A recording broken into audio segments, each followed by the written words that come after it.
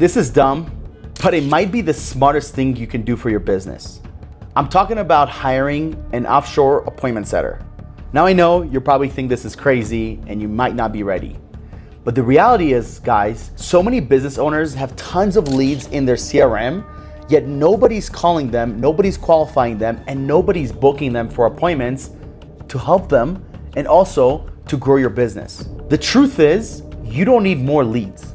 You need someone that can actually call your leads, qualify them, and ultimately help you generate more revenue from your already existing CRM. In this video, I'll show you exactly how to find, onboard, and train these appointment setters so ultimately you don't need to micromanage them and that you can ultimately grow and scale your business and finally live the life that you've always dreamt of. I've done this process over 1,500 times, so this is the blueprint and it's highly achievable.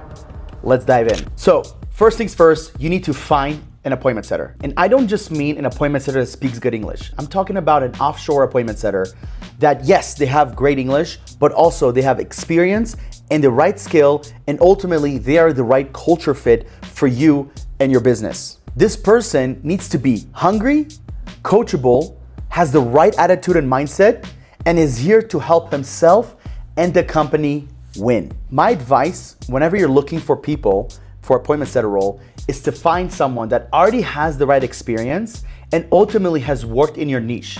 Now, them not working in your niche might not be a make or break for a lot of companies. However, it depends what growth stage you're in. If you're brand stinking new, hiring someone that comes from the same industry could be a huge benefit to you rather than having to teach them from scratch. However, sometimes having to retrain someone on a lot of their bad habits takes a lot longer than hiring someone who's very green and having to teach them every single step of the way. Remember, you're not hiring a robot. You're hiring someone that represents you and your business every single time they talk to a prospect.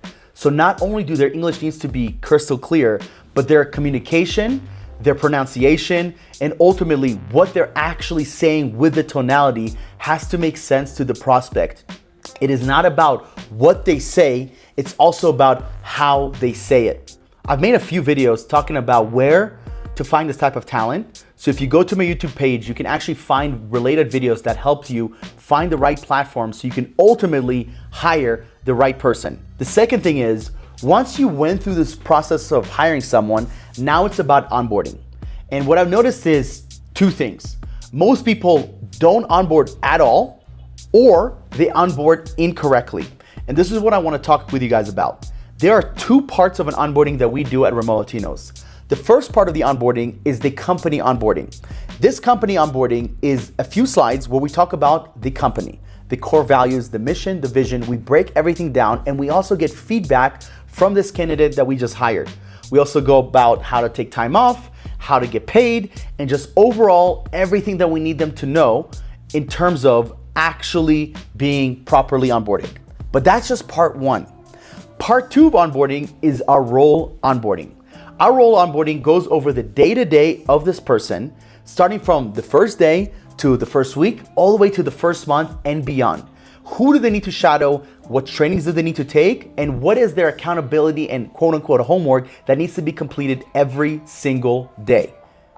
And most people either don't do any onboardings at all, or they kind of mumbo jumbo both the onboarding for role and company together. And what happens then is the person doesn't have clear expectations. Everything seems very messy and it's all over the place, rather than having clear day-to-day expectations and true hand-holding experience. You want to make it as easy and as simple as possible for this new candidate to not only feel welcomed, but also truly understanding what is their day-to-day starting today. So quick story, I used to work for Topgolf a little over 10 years ago, and I remember their onboarding was so strict that within the first 30 days, it's all about knowledge and just like doing a little bit of the work. However, their onboarding was so strict that every single day we had to not only attend the specific meetings, but also talk to our managers and tell them what we learned. And this is something very critical because someone can be learning in their head, but truly, if you ask them to explain to you what they learned, they're gonna be confused. A true student is not someone that just learns, but it's also someone that can also teach. This is why whenever we onboard people, we give them specific expectations about what we need them to tell us later on throughout the day and throughout the week. And this is where the end of day, end of week, and end of month reports come in.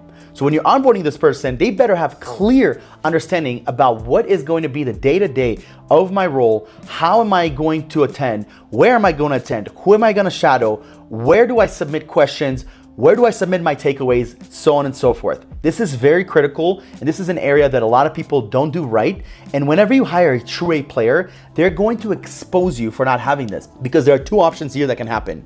Either they're exposing you and they're like, you don't have your P's and Q's together, I'm out. Or this person's like, I'm gonna give this company a shot and let's see what happens, and I'm hoping and praying, but in the meanwhile, I'm gonna go look for other companies. Basically, both options for a true A player, they're not gonna be there much longer. And this is what you wanna avoid at all costs. Remember, these appointment setters are not here just to send DMs. They are here to get on calls and qualify people, build relationships, do the follow-up, and do a lot of the work that you have never done yourself or have done very seldom of it. These appointment setters are not just robotic VAs that are just sending people messages. You need to find A players that can communicate effectively, build a true relationship, and ultimately schedule appointments so that way you or your closer can actually close more deals. That is the only thing that matters with this position. Is this position helping generate more revenue? If yes, awesome, you're doing the right thing. If no, you gotta look into, hey, is this an appointment setting system issue or is this an appointment setter issue? This is very, very critical. Third, training. Guys, training is not optional, okay? I'll give you guys a great example. When I first hired my closer, the first few months we were training every single day. Then after I thought he had everything that he needed, I stopped taking daily calls with him and we did it 3 times a week. And what happened then, I clearly saw a decline in his performance.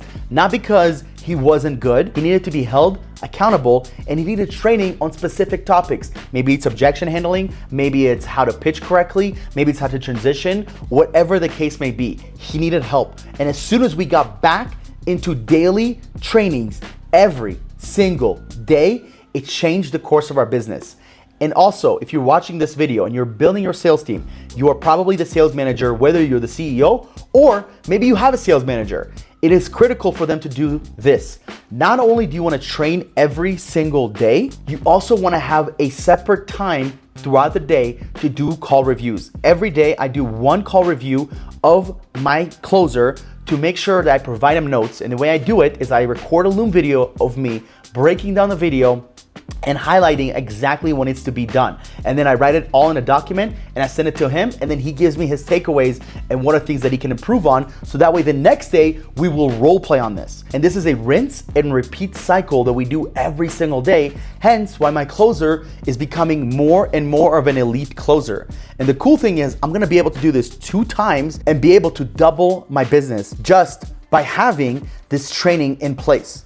So again, I started with daily, I went to bi-daily, I don't know if that's the word, but 3 times a week. Performance hindered, we went back to daily, and then I doubled down where I started doing an extra call review per day on top of having a one-on-one with my closer every single week, and we saw tremendous results. We have literally closed almost 1.5x more, close to 2x more with just 1 closer. This is why I truly believe we're gonna be able to double, maybe even triple with just another closer. That's crazy, guys. Without having to overhire again, we can actually grow our company, make more money, become more profitable, to be able to reinvest into our team, reinvest into what our vision and mission is, and ultimately grow and scale to the absolute moon. One tool you wanna start using as you're onboarding is a tool called Hubstaff.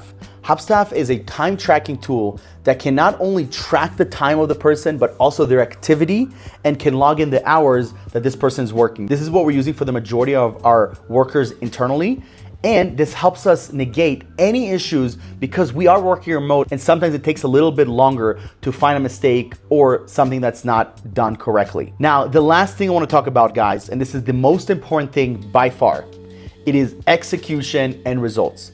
At the end of the day, you might hire someone that on paper seemed very good. Culturally, everybody liked them, they got along with everyone. However, when it came down to hitting their KPIs, it did not hit the mark. And this is the part that we have to ask ourselves. Are we a great business or are we a nice business? A nice business lets anybody in and they kind of, take it day by day. A real savage business, if you are not hitting your KPIs, you're not hitting your metrics, it is a cutthroat business, you're out, okay? Now, I don't believe in the super cutthroat business where you cannot, we're humans and you're not dealing with robots, but I think it's a mix of being a savage and being kind. Not being nice, but being kind. Very big difference, okay? It is boiling down to execution results. What does this mean exactly? It is all about the KPIs that you're setting for your team every day, every week, every month. And KPIs stand for key performance indicators, okay? You're gonna set numbers every day, every week, and every month. And these are numbers that your closer and your appointment setter need to hit. Now we're focusing more on the appointment setter. We break these numbers into two parts. The first part is projections. What is the projection for the day? And what is now, the second part, the goal. Now we do this daily, weekly, and monthly. At the beginning of the week, we set projections for Monday and for the week, and every single day after, we just set daily projections.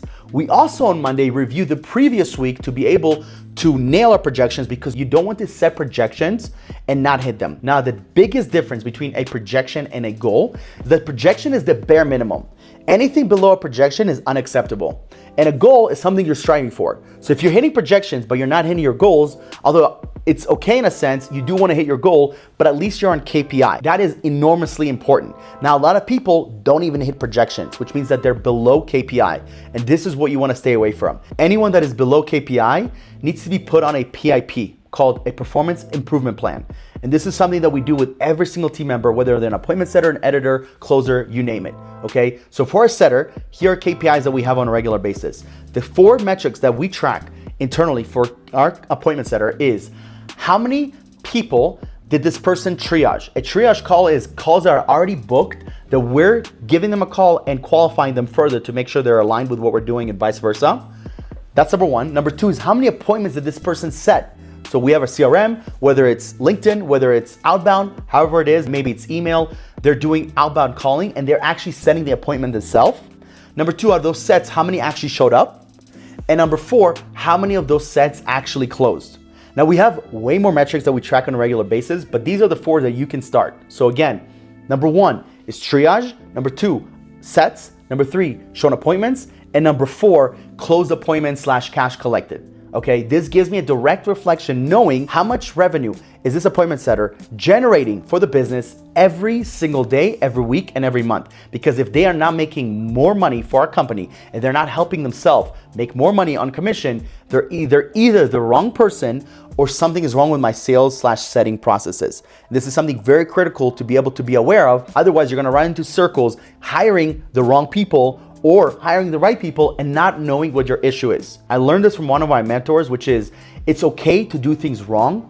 It's not okay to not know why those things are done wrong, okay? We're not perfect. Humans are not perfect, especially once you bring someone on in the beginning, they're going to make mistakes. The problem is when they don't know why they made mistakes. And there's also a flip part to that. If you're doing great and you don't know why you're doing great, that's also a problem because you're gonna be inconsistent. So you must know why things are done the right way versus why they're done the wrong way. And this is why you wanna have these daily meetings, these daily huddles every single day, talking with your team, getting updates. Our appointment setter channel with just 2 people, including me as a sales manager, so 3 people, is live. Every other minute there's messages. Hey, I'm talking to this person. Hey, we got a triage. What do you guys think about this? Should I offer this? Is this person qualified? This every single day. I want to see especially our appointment setter rowdy in there, right? My closer is on calls most of the day, so he doesn't have time for sending messages every single day, as I am as well, the CEO / sales manager. But the appointment setter, it is her, could be a him, a responsibility, whatever you hire,